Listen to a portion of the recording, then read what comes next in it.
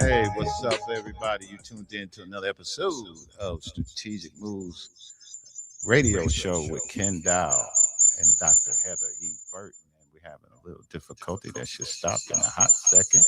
Give me a moment. There we go.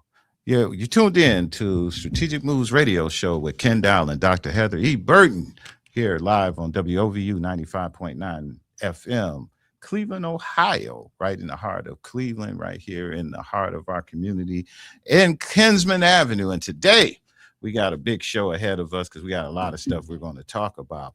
I want to, first of all, let everybody know that this is the Strategic Moves with Kenn Dowell and Dr. Heather radio show. We do it every Tuesday live right here on WOVU. We also have a podcast that we do, and our podcast is brought to you live on all of our streaming networks. We're on Instagram, Facebook, Twitter, all of those various different programs like that where you can catch us live and see some of the stuff that we're doing. Dr. Burton has a show that she does every on our program. Myself, I have a program that I shoot there. We do the radio show here live.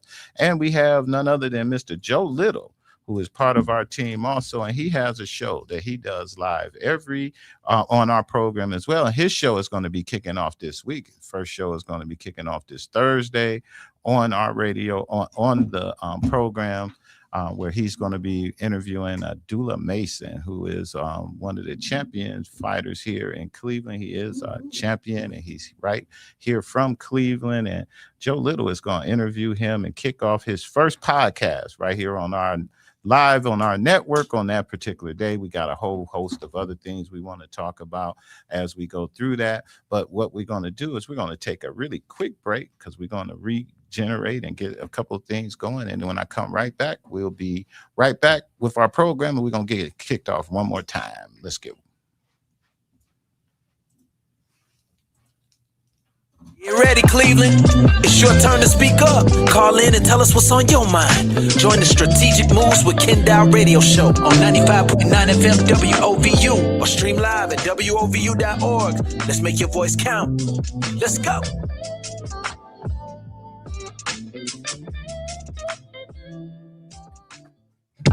What's up, Cleveland? It's time to turn up the conversation. Tune in to the Strategic Moves with Kenn Dowell radio show for What's on Your Mind Tuesdays. Call in, comment, and connect on 95.9 FM WOVU, WOVU.org, and hit us up on social media. Let's go.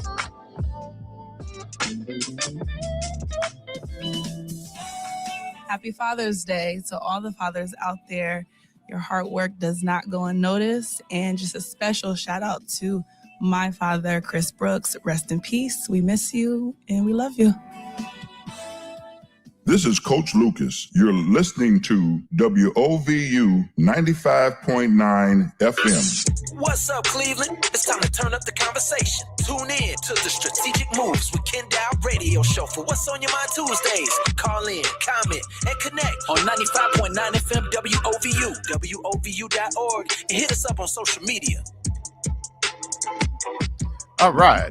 We're back, man. I just had a little technical difficulty. You know, these computers and stuff is just all jinky. They do what they want to do. You know, you come here, we was here early, everything's working, then all of a sudden it just stopped working. So it kind of threw me off and didn't have a good clean opening like we should have. So we're going to give you a good clean opening. This is the Strategic Moves radio show with Kenn Dowell and Dr. Heather E. Burton, brought to you live every Tuesday right here on 95.9 WOVU. I do that along with my co-host, Michael Nelson, Judge Michael Nelson. He's a retired judge. He's always on here. He's a big contributor. He would have been here today, but he's having some minor surgery today that got him taken out of the game today, so he's not going to be here. And as we all know, Dr. Burton is on the road, doing what she always do, out there spreading her gospel. So she's out there doing her thing. Judge Nelson is getting his thing. So that meant they gave me the whole place to myself. So I got the run of the joint today. And with that being the case, I got my man, DJ True Latif, who's over here. He's still putting up cameras. And we got DJ Unicorn, who's going to be part of our show today. And we got a fun show. We got a lot of stuff we're going to talk about, a whole bunch of topics. We're going to get into some of the trending topics, some of the stuff that's going around the country that people are all talking about, and some local issues as well. Locally, we're going to talk about this big project that's going on in Cleveland, eminent domain. I don't know if many people know what eminent domain means, but when the city or government feels that they want to take a piece of property for the better use, if they feel that the use of this property can serve the public better, the city has an option, and government, not just the city, government has an option where they can take your property, do eminent domain. Now, that don't sound as bad as it sounds, but there's a process that you must go through. And also you just want to make sure that process is done fairly. And I hate to be one of these people, but so far, government just don't seem to do stuff fairly. And we got to always watch them. If we ain't watching them, if we're not watching them because of what's going on with the police, you got to watch what's going on in City Hall. We always talking about, you got to watch them. And I used to really didn't think and felt that way. But lately, I've been watching government. You got to watch these people, man. I mean, if you don't watch what's going on and you don't take care of your business, they will play you like Johnny with the round haircut. So I'm trying to tell you, it's going to be important that you watch. So we're going to talk about that. We're going to also talk a little bit about the 14-year-old black boy who was shot dead by a business owner, Asian business owner. Said he stole a couple bottles of water. He was shot dead, and he was found innocent in front of a court of law and that. And so there's been a big thing on the internet because as a result of that, African Americans didn't go out, and black folks, I'm going to say it the way it is, black folks didn't go out and riot and hit the streets and that kind of stuff. But what they did say was that, you know what, we're going to protest this time, and we're going to do it just the same way we did Target and other places like that, where we're going to stop going and patronizing some Asian business owners to do that. And it's been this big old thing out on the internet now that people are all out there in fuss between the Asian community and the black community in regards to their feel about whether or not black folks should protest and whether they care or not. That's one of the other issues that we're going to talk about today on the show. And we're going to talk a little bit about Juneteenth. We're in the month of what's going on, what's happening in Juneteenth. We're going to talk with DJ Unicorn and others about what's happening around the city. So those are some of the topics we want to talk about. If you would like to be part of that discussion, you can, if you're following us on any of our streaming platforms, you can leave a comment in the comments. We're going to put that comment up. We'll be able to put what you said up, and we'll read it online and make sure that you are a part of this whole conversation along with us. So we're going to get started. We're going to start off with Miss DJ Unicorn. What's happening with you today? What's happening? How you living? How you feeling? Everything's everything. Everything is everything. Today, we have our People's Office Emergency Community Meeting going down at ZAVE 27. Yes, that is today. Today, we will be discussing safe summers, how we move forward together. In this community meeting, we will be discussing that. We'll be talking about team takeovers and summer planning, our High Neighbor campaign updates, of course, and CMSD school mergers and student safety, the summer agenda again, and community action plan, youth safety and violence prevention efforts, and community accountability and support systems. Again, that's today at ZAVE 27 at 5:30 p.m. 1240 Superior Avenue at ZAVE 27. And look, you got to show up. It's not just about voting, even though we all will be voting, I hope, in November. But it's also about ongoing civic engagement. What are you doing daily to engage with not only your community, but your civic leaders who represent you, who work for you? And if you don't give them any marching orders, they going what, Mr. Dowell? Oh, you gotta watch them. You gotta watch them. They're gonna do what they want to do. They're gonna want to do. They're gonna take whatever money they want to take and appease whoever they want to appease and whoever lining them pockets, because we aren't giving them their marching orders and telling them what to do and what it is that we want to see done and happen in our communities. So look, show up to these meetings, whether it's the People's Office with Project Ripple meeting, whether it's your ward meeting, whatever civic engagement looks like for you. Please get involved. Again, that's today, 5:30 at ZAVE 27. I I want to see you there. We got a lot going on in the city as well. Father's Day and Juneteenth are all in the same weekend. I did notice a lot of organizations are kind of doing their own thing. There's a lot going on in the city, like I just said. But I Father's would like Day and to Juneteenth see... in the same week. Mhm. Really? Yep.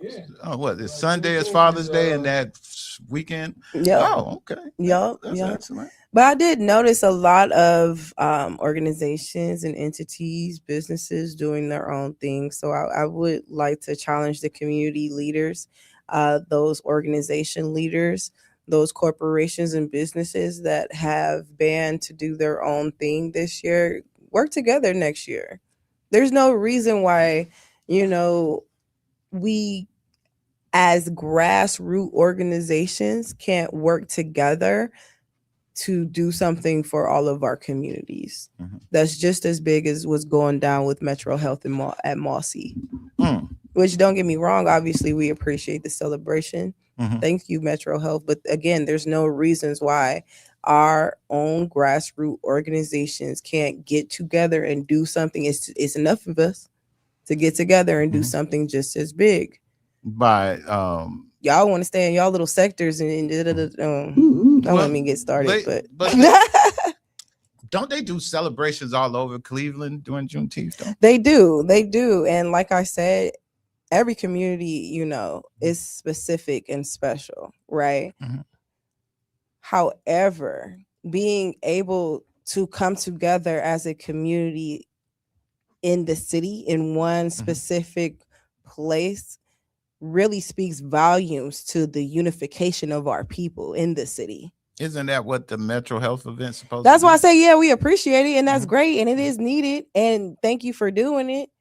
But again, there is no reason why our grassroots organizations can't get together and do the same. My thing is, why are we still not working together while we're doing the same things? So you thinking Juneteenth will be a good opportunity for them to do that? I would. I do. I genuinely do. You sound like you have an argument for that. Let's hear it. No, I don't. No. I was just saying, you just thinking that out of all days that they could work together on. I mean, Juneteenth should be one that we all should come together and do something. And it's not to take nothing from Metro Health, because or anybody else that's doing anything, because Metro Health is just a sponsor, right? So they're doing it because I imagine somebody, the city, asked them to do that. To your point, is like, it would be good if some of the Black organizations themselves would have did it, and Metro Health can sponsor that. And my point, to add to my point, is why isn't the city giving that money that they're giving to Metro Health to put this together? I don't think the city's giving them any money. No?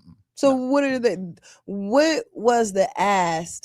What would normally be the ask in those type of situations when the city asks organizations or an entity or whomever to do that? Yeah. If the city's asking them to do it, it's a big deal.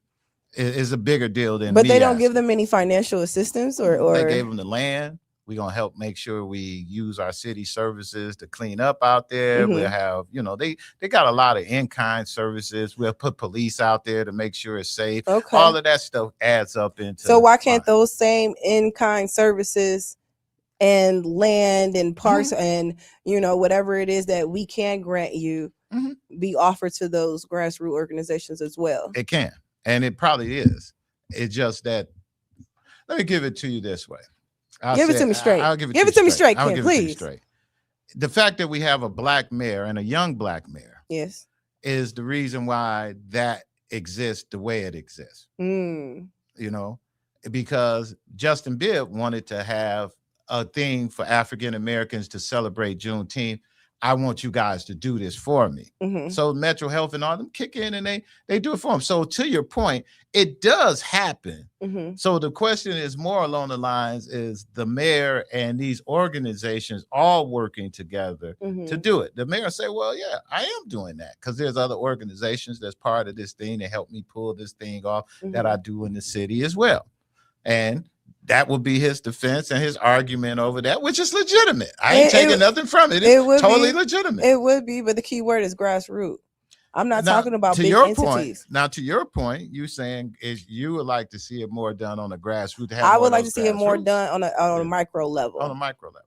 not the macro, not the right, big names, not the right, big corporations, right. not all the names that we know, Mm-hmm. but the grassroots organizations that are not Mhm. only doing the footwork Mhm. each and every day, Mhm. but are also scaling up. Right. And if you see they are scaling up and they're Mhm. doing the work, why not help them Mhm. scale up if Mhm. you enjoy the work and the actual outcomes that they are producing? Mhm.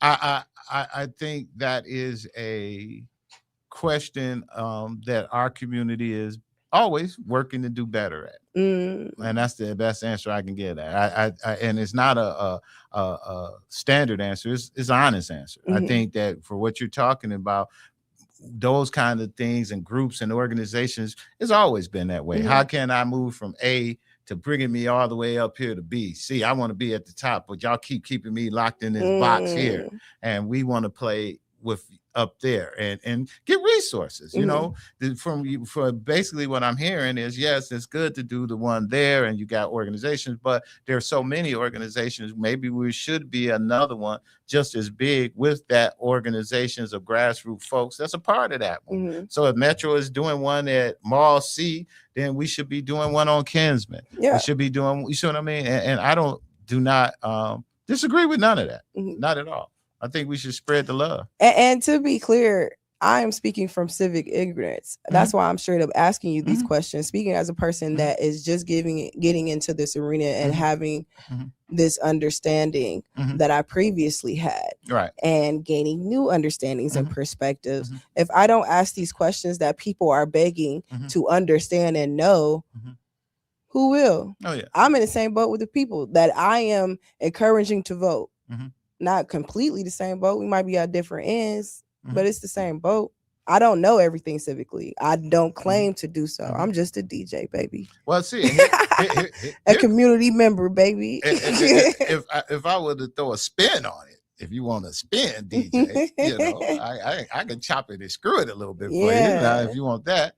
If we had a white mayor, who wanted to do the same event, having a white mayor in that position, that white mayor probably might have looked at maybe going out to maybe other organizations, maybe, or he might have been even worse because he'd have had his choice of a few black people who they think are the black folks, and we only going to deal with this group of people. So it varies.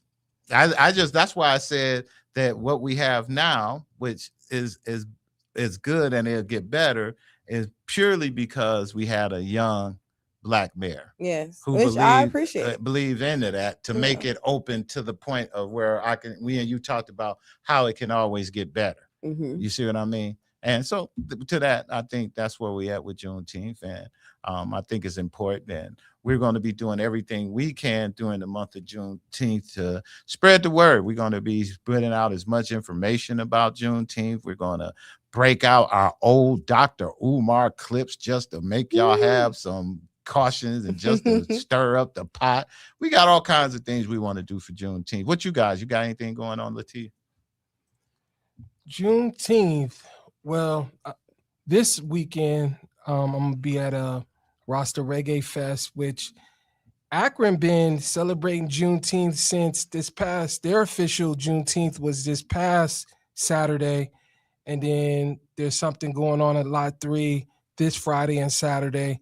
And then I guess on Friday, there'll be some more. So I think the way it fell on a Friday and then the Saturday is the 20th, people are taking their liberties to kind of bounce around with it, keeping it teenth, because, you know, Saturday the 20th is not really Juneteenth, is it? So I'm just seeing, you know, different events here and there all over the city on different dates. So I get what Uni is saying, because it seems like everybody's kind of all over the place and there's not like those big central locations where you expected it, like from last year.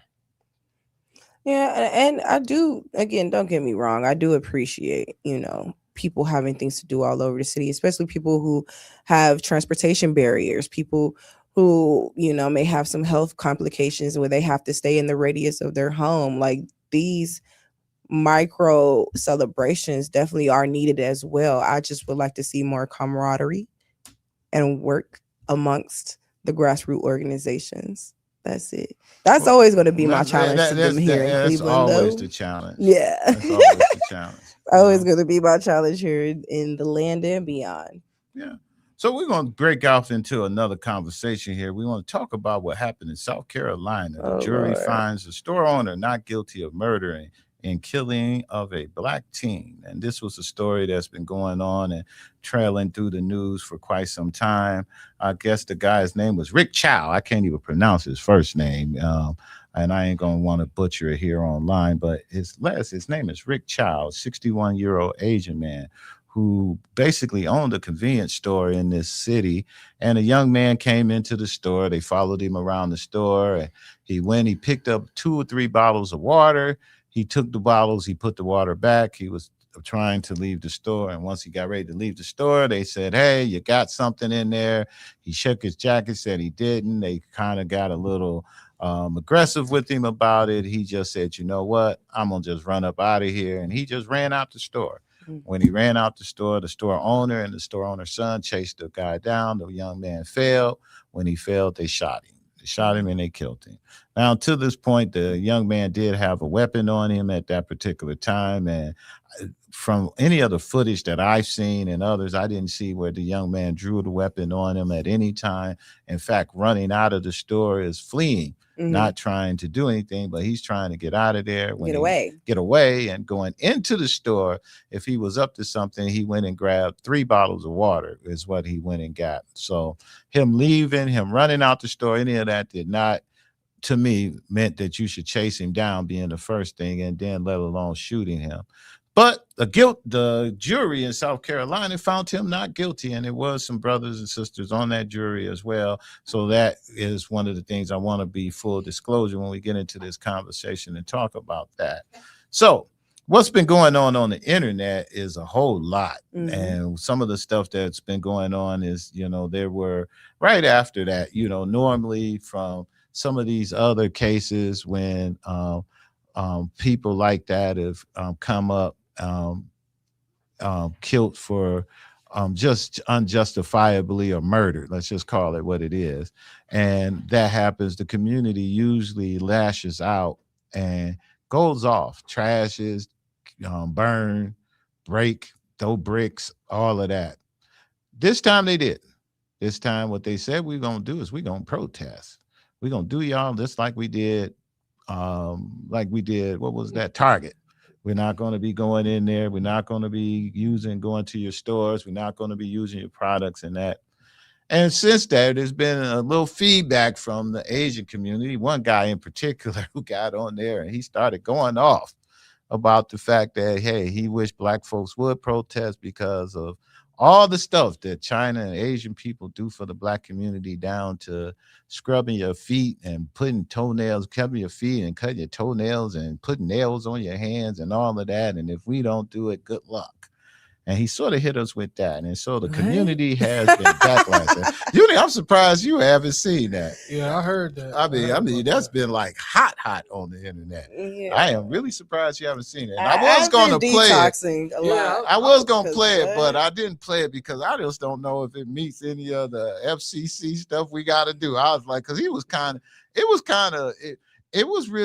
wasn't that he was vulgar in what he was saying. It was just how he was saying, and it came off very hateful. And I don't like bringing out hate like that. And it was really hateful.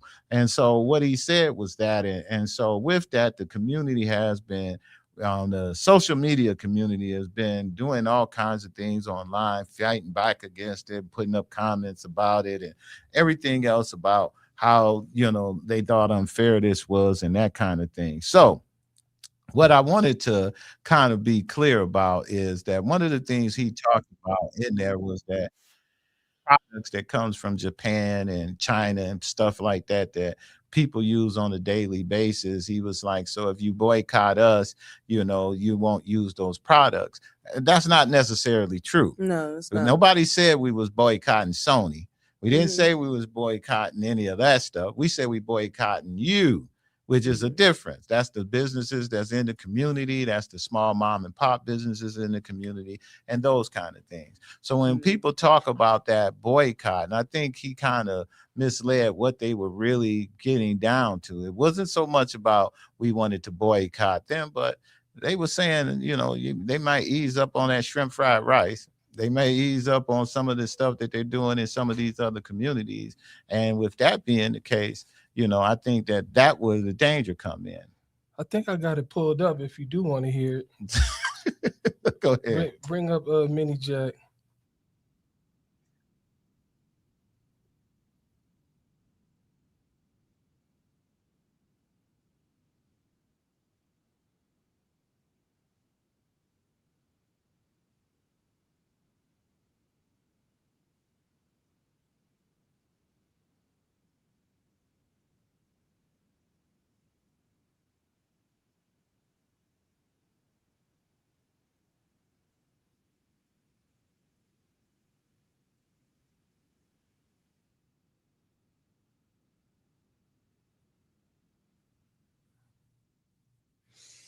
You was trying to go in, huh? He went in. He went in really bad. Now, to that, he done took down his post. He done naturally killed all of his stuff because he was getting dragged. It was too late. He getting drugged. It's too late. He getting drugged in all of these comments. They dragging the hell out of him. So with that being the case, a lot of Asian people came out. And they spoke against it, be saying that this is not true. They don't feel that way. And they thought that he doesn't speak for the Asian community by saying all of that stuff and that kind of thing. So I want to talk about a couple things with this. There's a few things I want to unpack about it. One is I want to talk about the fact of Asian businesses and why there are so many Asian businesses in our communities today. And where did that come from? And there's a lot of how African Americans tie a lot of the struggles and the struggles and the progress that we've made in this country is where the benefactors of people like Asians and others who come into the country, the things that the very reason why they fight to get here and be free and everything were based on the backs and a lot of the civil rights and things that were placed for African Americans. But Asians and other cultures do something different than we don't. And to that, there was some truth to what this guy said. And I don't care if y'all want to push back on me on that, y'all can. But there was a little truth to something he was saying. I'm not going to push back. And what he was saying and what he was trying to get across was that all that other rhetoric about that's on him. And if you want us to stand out and stop going to businesses in your community, because those can get shut down. Them little businesses ain't making that much money, brother. So that stuff you're talking about, go ahead and boycott. You stop buying your hair at some of their places and you stop going in there getting all that stuff from them. They'll be closed in no time. Trust me on that. Because within their own community, they don't buy that stuff. So they ain't buying stuff that they selling within their own community. Their own community cannot sustain them. And so that mess that they're talking about with that is not true. So that's that. Now, the other part that they do very well. They do very well at this. And this was part of it during the immigration movement, that mass movement, when a lot of Asians came over to our country and that thing came across, the redlining had took place, not just for African Americans, but it was for immigrants also. There were certain immigrants they didn't want living in certain communities as well. They didn't want certain immigrants opening up certain businesses in certain communities as well. So where was the areas that they can most open their businesses were in African American communities is where they were able. Also, the real estate and everything there was cheaper for them to be able to buy real estate in the Black community. So you see a lot of Asian restaurants, Asian businesses, and those things in the Black community, just like you see other businesses in the Black community the same. But again, this is my point of what I dug and did some real research and found out what the Asians did do was they started a fund.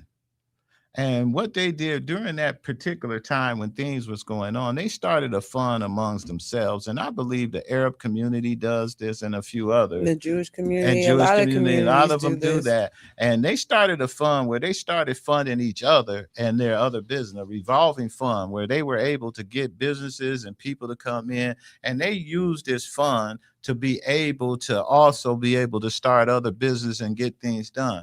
Also, the SBA came into play, and part of the I would call it reparations that the Asian community got was they were able to get SBA loans faster and at a point where African Americans and others still couldn't get it. So they were able to get small business loans and things of that nature to help them start up their business and those kind of things in our community. And you know, it used to be a time where I was going to the neighborhood and you would be hearing people say, yeah, they gave y'all money to do this and you got money to do that. And I used to be like, nobody give you any money.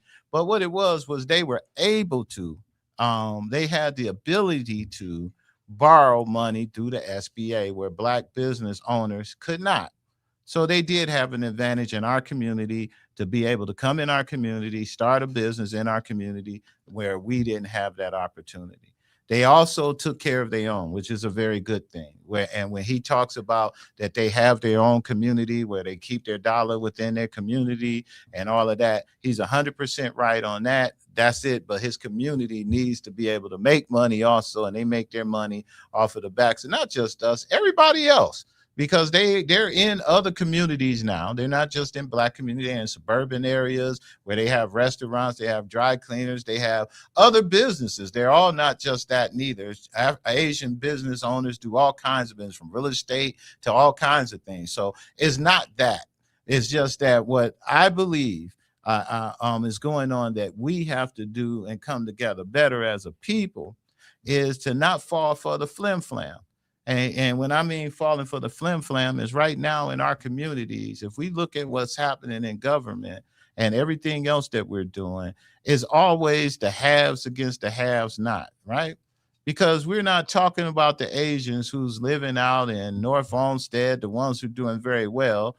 Asian Town is right around the corner from here. Mm-hmm. I mean, hey, Asian Town ain't like, you know, you ride through Asian Town in Cleveland, it ain't like you riding through Asian Town in New York or some of these places. Now, Asian Town in Cleveland, Payne Avenue, let me tell you, down the way. It's 30th and Payne. That's Asian Town, okay? So we're talking about people who are trying to make it. You see what I mean? So with that, they're no different than the other people that lives right next door to them who's on 55th and Payne, who's trying to make it. So I say that to say this, is that right now, our times are getting really bad where we all are starting not to trust each other. The Black community already have its issues. This immigration thing is coming up that already put the Mexicans and everyone else on high alert. So you got them all upset, and Hispanic people on red alert because they kind of fight for their survival. Now you got the Black folks ready to boycott and get after the Asians as well. And here goes another one. I'm going to throw this one out. This is my third one. I don't know if y'all saw this one online either, where they're saying that if you go to the gas station and you see a screw in the gas pump, that they're taking more gas out of your pad. You paying for gas. And this has been going on too. And so when you go on the internet, there's these posts going around that people are going to gas there on Clark Avenue, on Buckeye and places. And there's a screw. When you go look at a gas pump, there's a screw that's in there that holds this black piece onto your pump so that the black cover don't come off. And the screw has been there for years. But now that everybody's paying more for gas, now that everybody got a little bit of chip on their server because they mad because when they put in there and get $5 worth of gas, they only getting $2 because of what it costs. They look for every reason to find something wrong. And now, if you look on the internet, everybody's running around now saying there's a screw that's in the gas pumps that's now the gas owners are charging your card more money because it keeps running because this screw is there. I never heard of such idiocy in my life, but that's what's happening right now, you know, in our community. So we have to be careful, Uni. We have to be careful, Latif, because it's going to get hot. And I think that Donald Trump and everyone else who likes to see chaos happen love to see black folks, immigrants, all of us brown folks mad at each other, fighting each other in order to get something done. What you got, Uni? Okay, we're going to start from the top. Mr. Child claimed that he was in fear for his son's life, and that is why he shot this young man. When the young man was running away from him, the son supposedly yelled out that he saw a weapon. He never drew his weapon out of his pocket. Not at all. They didn't know he had a weapon until after he was dead. So that's BS.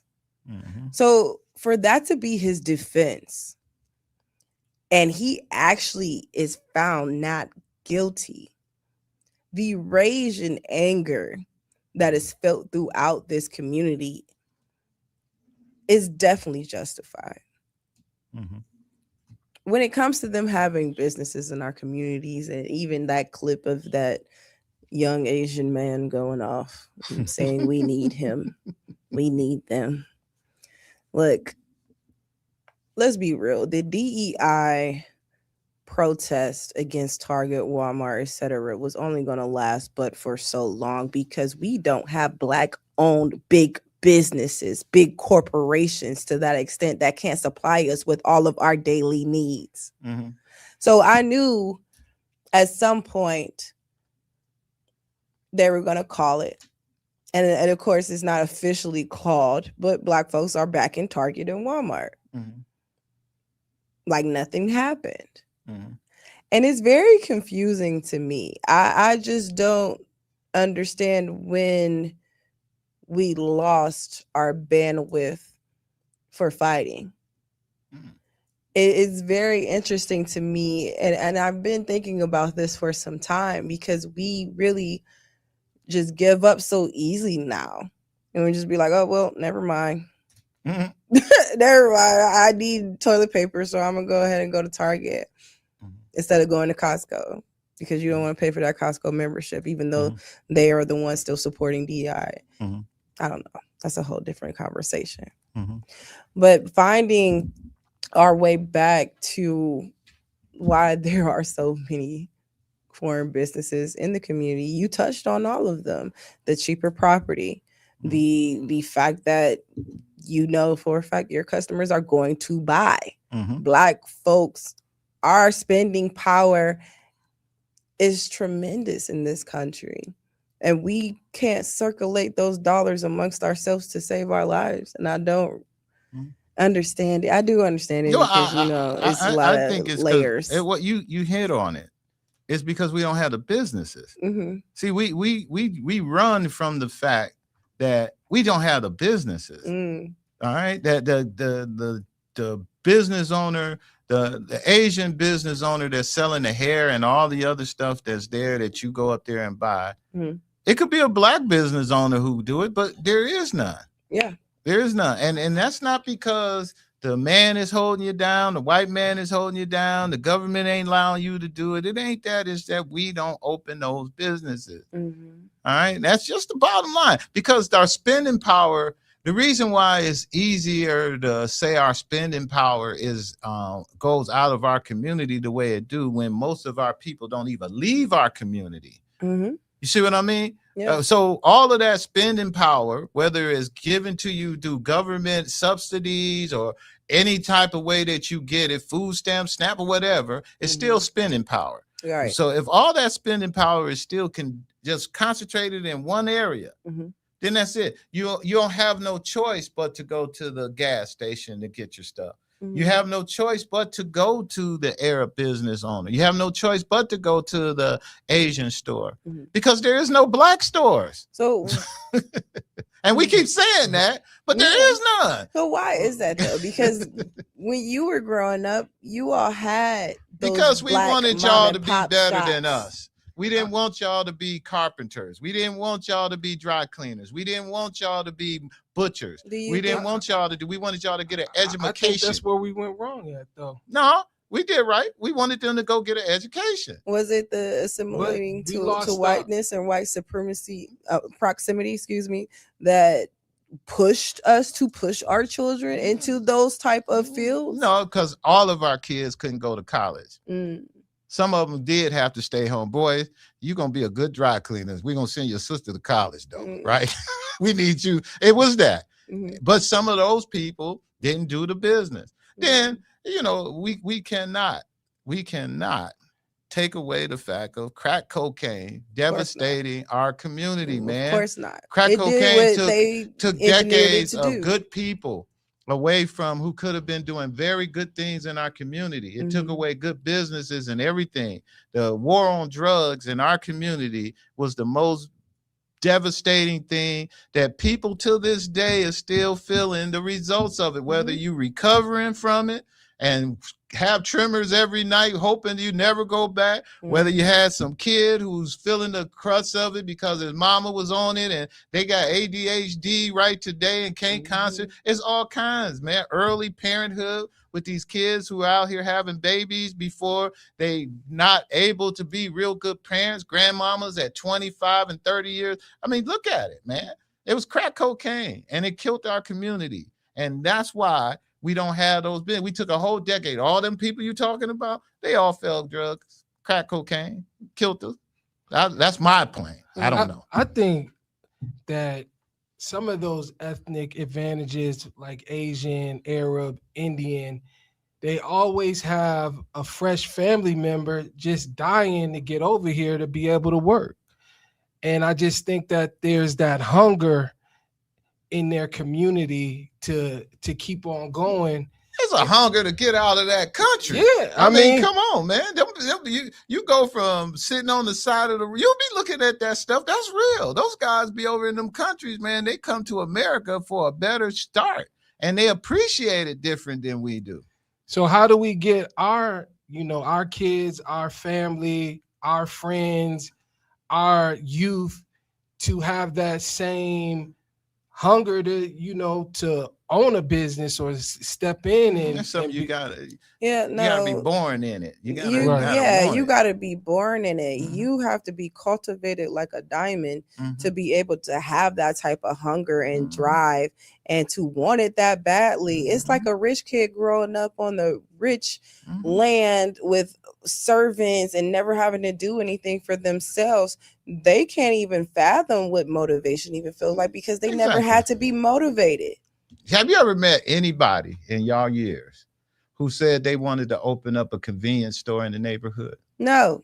Have you ever met anybody in your years who ever said they wanted to be a dry cleaner? No. We still need both of those in our neighborhood. Of course we need them, but social media has killed the working class culture.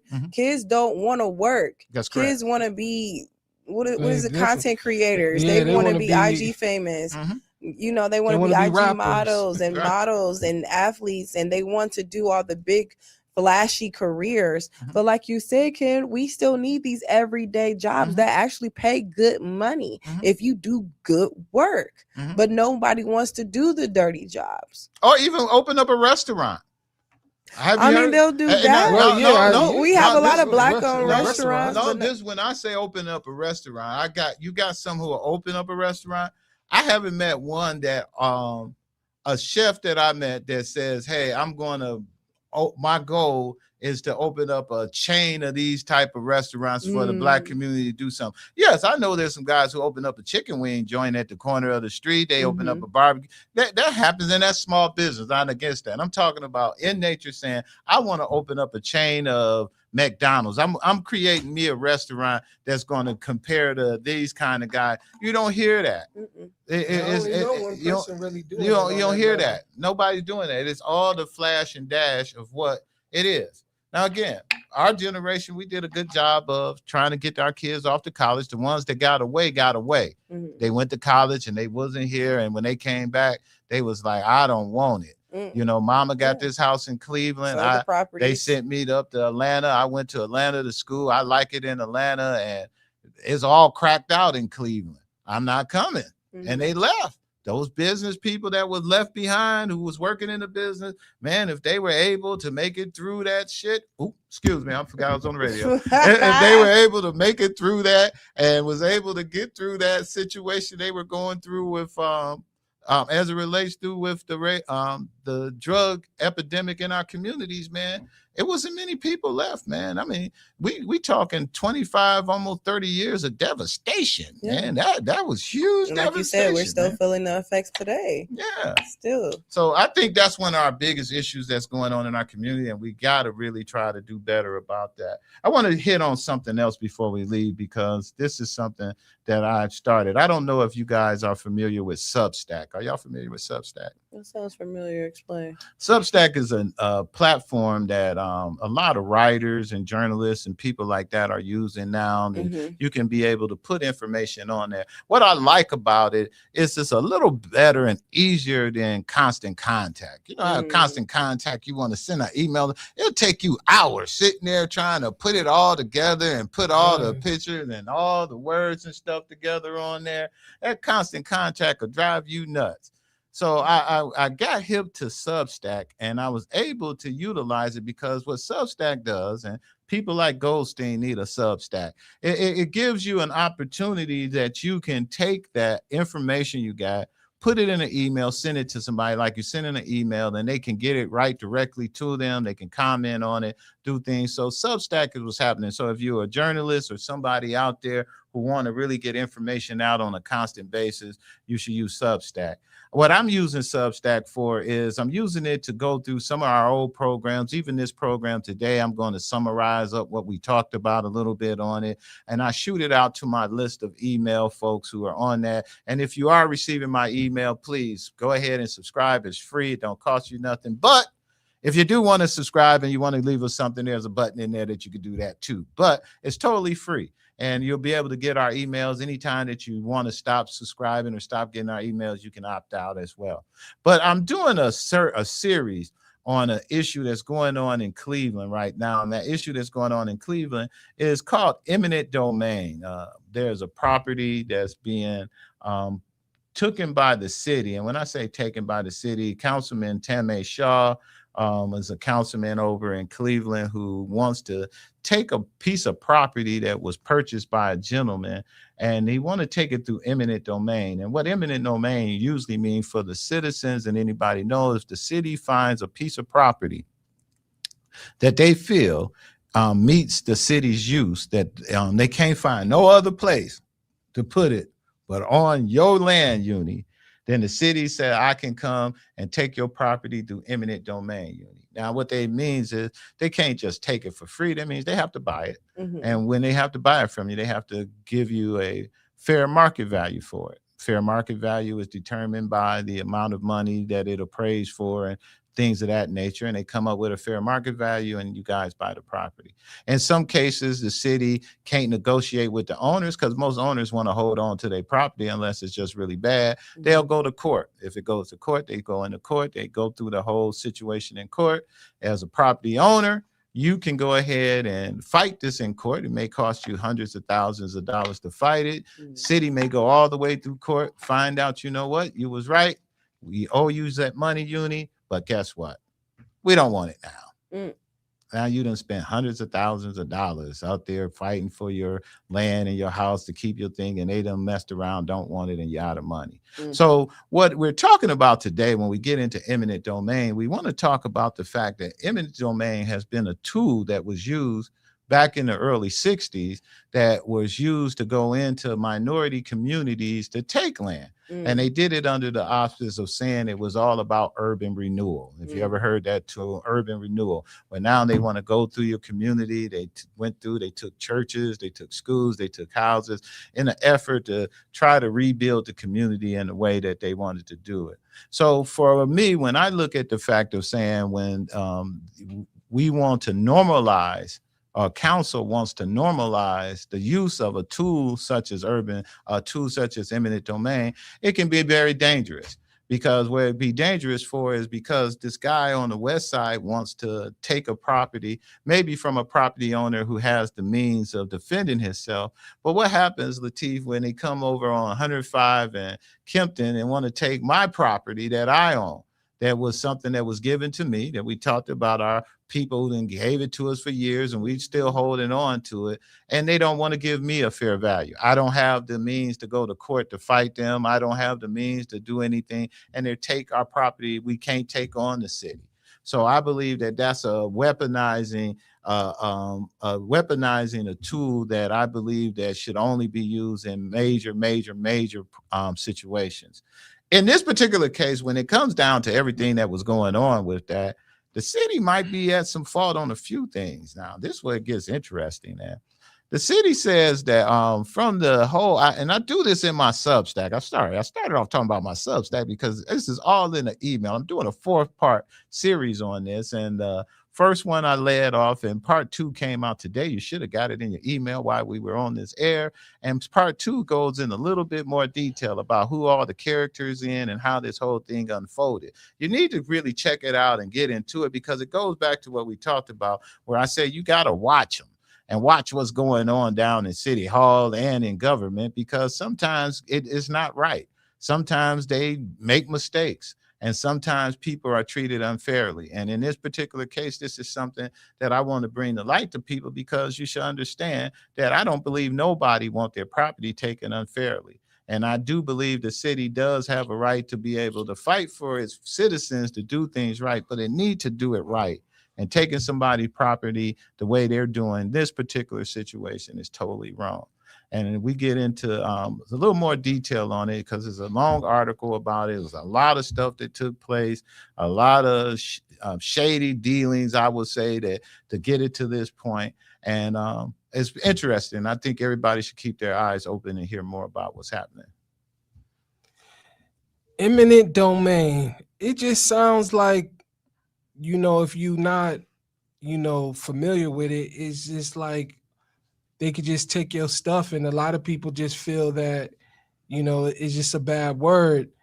And I was at a funeral, and they were talking about that church, East Mount Zion, how they paid off that church and they were able to keep their property instead of Cleveland Clinic, taking it, or they had to basically build around them. So there's a lot of cases, or some cases, where, you're able to, win those battles. But most people, if they're not well versed in that, they'll take that L. They don't know what to do, or the people that own the property, they don't have any money anyway, so they just willing to get that little bit of money and go. So it just depends on, how it's used or what's the situation. And like you said before at the beginning of our show, you gotta watch out. You gotta watch these folks, because there's always some kind of tool that can,